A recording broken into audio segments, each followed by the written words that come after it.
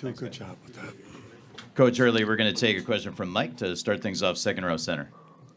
Dan, in Terrace and Alex, just how comforting is it to have two seniors who you can go to early, go to late, and just ask so much of throughout? Yeah, I mean that's what this time of year is all about. You got to have great upperclassmen.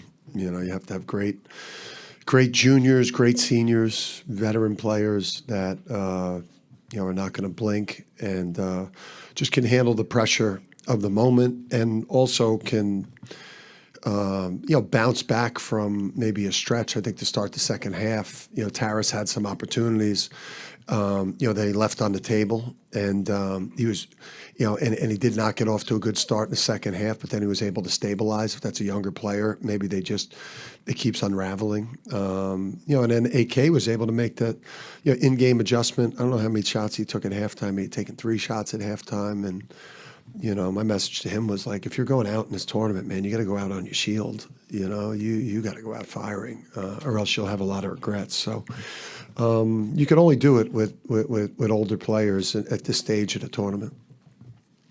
Same area, Zach. Zach Peerless, CBS Sports. Dan, Alex Karaban's won 16 games in the NCAA tournament.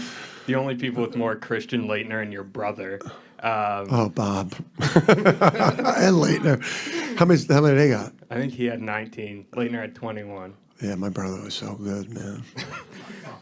What has Alex meant to this program? Not just the program, but also for you and what he's been for the past 4 years now? Yeah, I mean, he's a calming influence for me.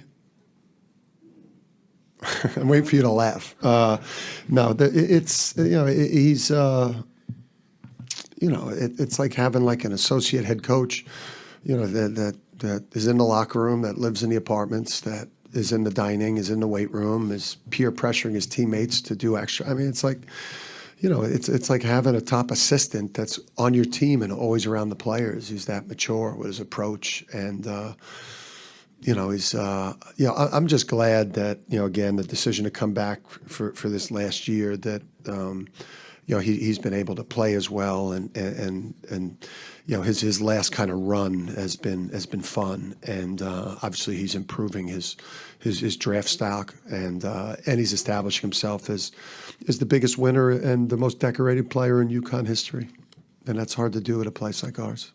Center of the room, Adam.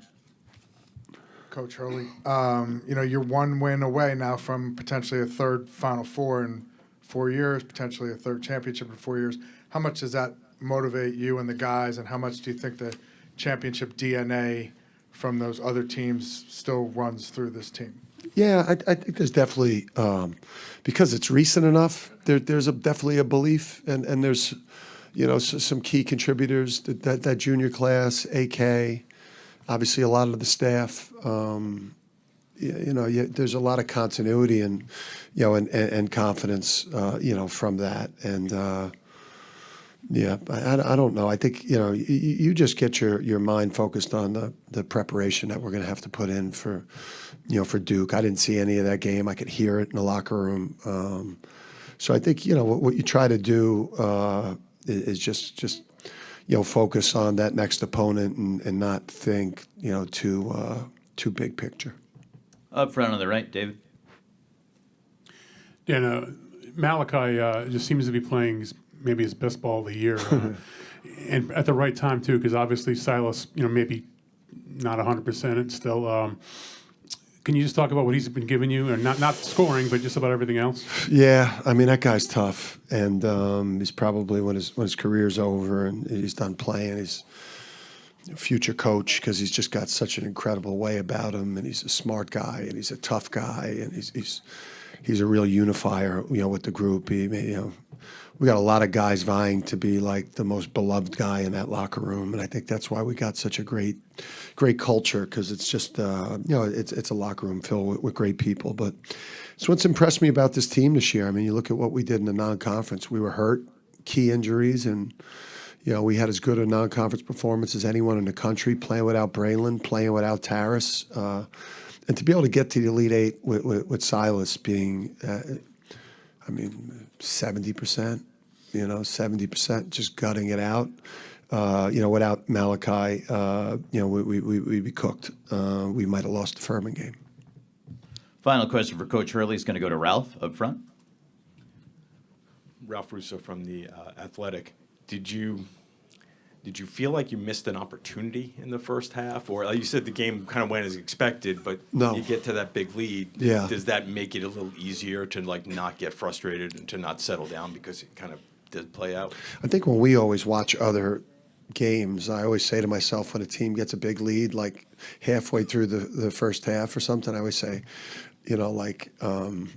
it's too early. Like you almost the lead was, and just that program, like that coach, that program, those players, Elite Eight team last year.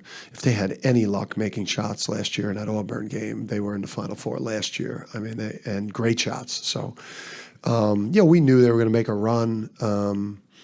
There was some self-inflicted things that went on with us out there.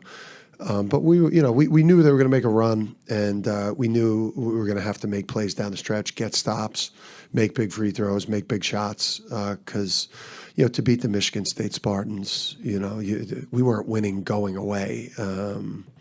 Although that would have been nice. Want to thank and congratulate Coach Hurley. Coach, we'll see you back in this room tomorrow. Yes, thank you.